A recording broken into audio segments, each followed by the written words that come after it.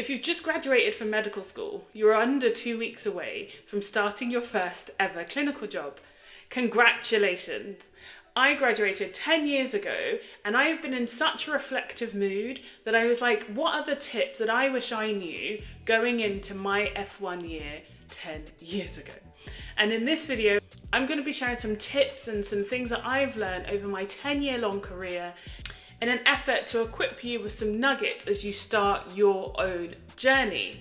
But first things first, congratulations, you have worked so hard to get here.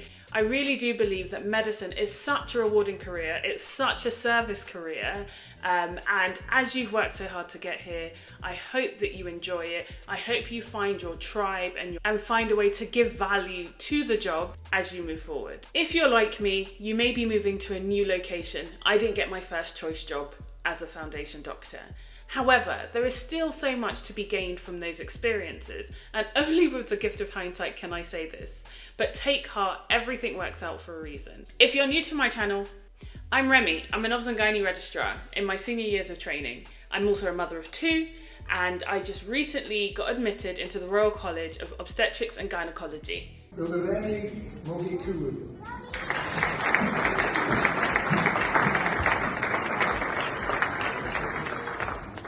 I love my job most of the time. There will be a video down below that tells you when I don't love my job. Achieving this feat of having a graduation ceremony 10 years following my medical school graduation really puts me in a reflective mood. So let's dive in. You are going to be working as a foundation doctor.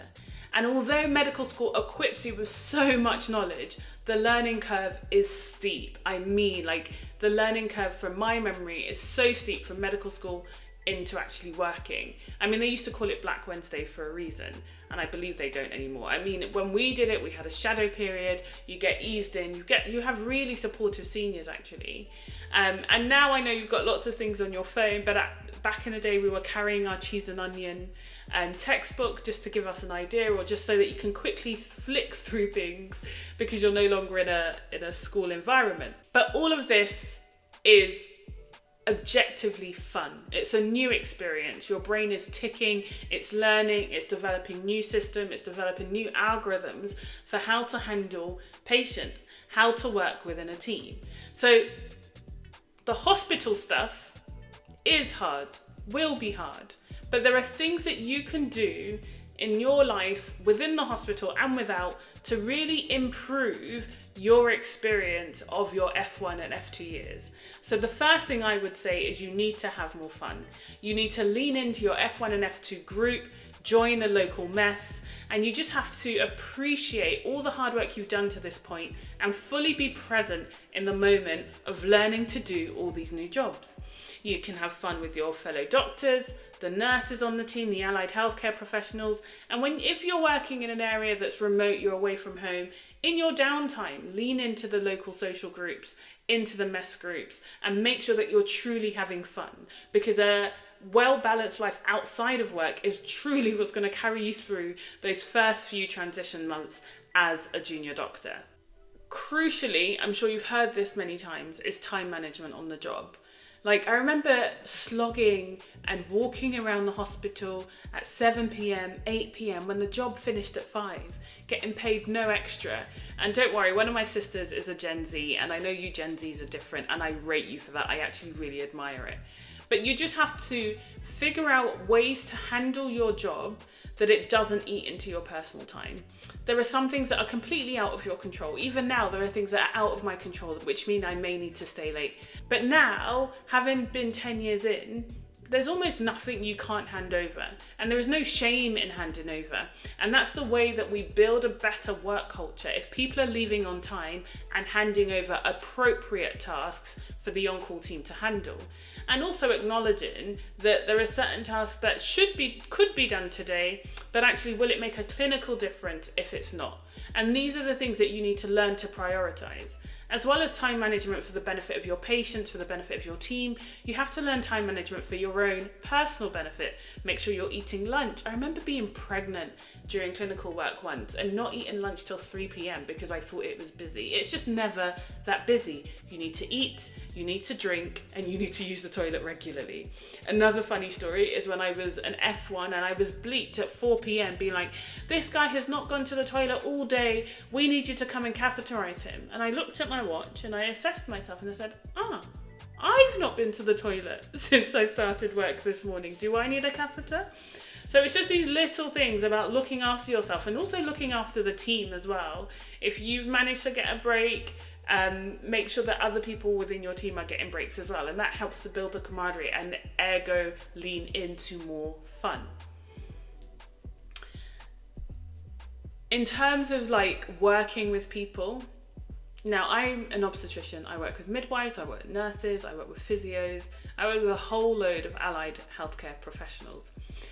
And I'm only able to do my job as well as I am because in my F1 year, I truly understood the importance of being nice to your healthcare professionals. In the sense that you've been surrounded your whole life by doctors. You're surrounded by people who think like doctors. And then you get into the clinical world and you suddenly find that you are having to work with people and sometimes for people, and at least that's how they make it feel, who aren't doctors, who don't think like doctors, who don't have the same mindset as us. And that's not a bad thing because they need to think like nurses. They need to think like physios. They need to think like occupational health professionals. And no one way is better than the other, but it's a skill to learn to accurately work with people around you and work in a way that's nice, even when you are stressed. And this niceness shouldn't just extend to your colleagues who are doctors or your healthcare professionals, but also extend to the patient. Sometimes you're tired, you've not eaten, you've not had a break, you've been bleeped non-stop, and the patient says or does something that just riles you up the wrong way. And there are patients who will push your button. But always remember, this is their hospital experience. We are in a service role. And as much as physically as possible, we should be nice and ultimately advocate for them at all times. This might feel like a really weird thing to hear if you're not a doctor, but acknowledging that doctors are human too, and we can err too, it is really important that us as doctors are continually serving our clients, our patients, but also looking after ourselves. And only when we've looked after ourselves accurately can we truly, truly be of service. So self-care, time management, taking a break is not just for you, but also for your colleagues and your patients too. So keep that in mind. Now, a saying that I heard as a junior doctor that I'll never forget is the loudest wheel gets the most oil. I have historically, at least for the first 5 years of my career, never complained because you just don't. The culture in which I grew up in means that I really respect the hierarchy. I really struggled to understand some of my colleagues in the early days who made a lot of the work about them. But as I've matured, I truly see the value in this because as my last point says, self-care is not just for you, but also for the team and for the patient. Not complaining, not speaking up if the job is bad, not exception reporting is harmful not just to you, but to the wider team around you. So actually, it's really important that you speak up for your rights, for the rights of your team, and for the rights of your patient. Now, I want to end on what I think is actually the most important. Your F1 and F2 is a stepping stone to the rest of your career. And it is in this time that you'll figure out what you like, what you don't like, who you don't like. And I mean this in, do you like being around patients? Do you like the on-calls? Do you like the night shifts? Do you like being in a big team? And all these things that you learn about yourself in the next couple of years will help inform what career path you are going to take. So in this period, you should experiment. You should take your taster weeks, your study days, speak to your seniors, see your consultants and say, do you really have a job that I would like to do? And even if by the time it's October of your F2 year, you are 100% sure that you want to do X specialty, my genuine, heartfelt, deep advice is that you do not apply. Take a gap year. Well, apply if you want the experience, but take a gap year. Take a year out. You have worked hard to get to this stage, and for you to do the greater service to yourself ultimately to the profession and your patients, it is best for you to enter the training program when you are nice, refreshed, and very clear on what it is that you want to do.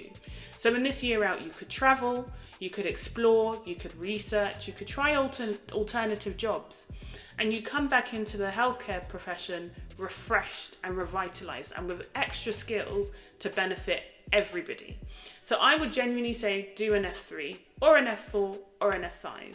And in doing these things, ignore the naysayers. We are filled as a profession with people who will scaremonger you into believing you will never get a job. And that is just not true. Over the course of my career, at every stage, I've been scared into thinking no jobs exist. But actually the reality is there is a job for everybody. It may not be in the right location, it might not be in the right hospital or your chosen hospital, but it will be right for you in the end. So please, please, please ignore the naysayers and do what it is you want. So with that being said, it's not very thorough. Like I've forgotten what it's like to be an F1, F2, although I do work with them. I'm not going to give you the nitty gritties of the day-to-days, but I'm giving you overarching ideas and values about what it is going to be like in medicine and how you can make the best of it. So in 10 years time, you can look back and be proud of this time, because it's actually the overall picture that matters.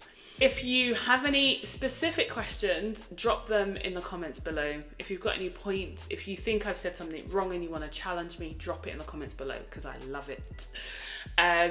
But yes, as for now, that's the end of this video. Thank you so much for watching. Thank you so much for engaging. Please subscribe and please share on your network. Love speaking to junior doctors. So if you ever wanted to reach out, just send me on my Instagram page, which is linked down below. And happy to give you some further tips or advice. Peace.